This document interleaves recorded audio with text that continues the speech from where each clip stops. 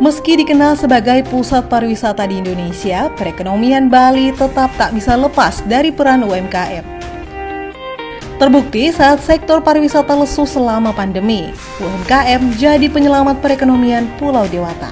Dari tahun 2021 ke 2022, UMKM di Pulau Dewata tumbuh 6,4%, yakni dari 412.265 UMKM menjadi 440.609 UMKM. Namun, meski bertumbuh secara jumlah, bukan berarti UMKM di Bali tak punya kendala.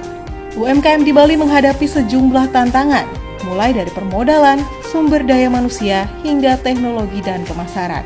Sadar akan tantangan itu, Telkom meluncurkan IndiBiz sebagai sebuah platform untuk mendukung transformasi digital UMKM di Indonesia. IndiBiz menyediakan berbagai solusi dan layanan yang dirancang khusus untuk memenuhi kebutuhan UKM dan B2B.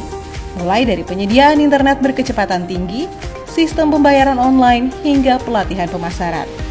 IndiBiz ini berfungsi sebagai enabler karena yang pertama, Telkom memiliki produk, memiliki layanan yang dapat digunakan untuk mengoptimalkan, untuk mengembangkan, untuk menambah bisnis UMKM.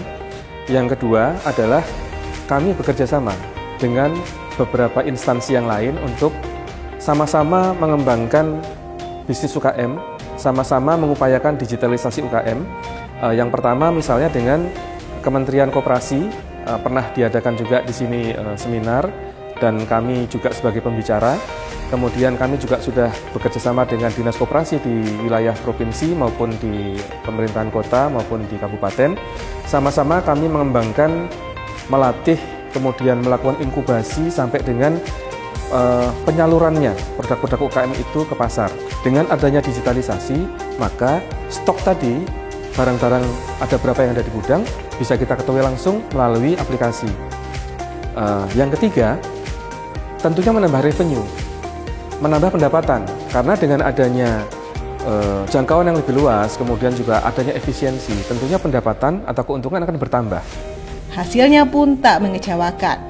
Sejak hadir pada Juli 2023, IndiBiz telah melayani 1.300 UMKM di Bali. Dan banyak sekali kemajuan yang dialami oleh UMKM yang dilayani IndiBiz.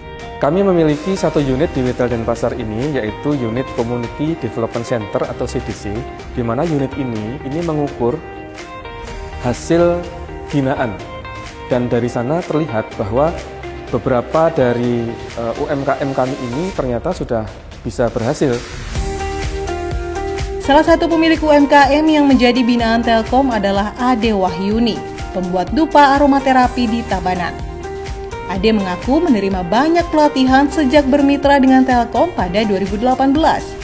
Alhasil, usahanya pun terus berkembang.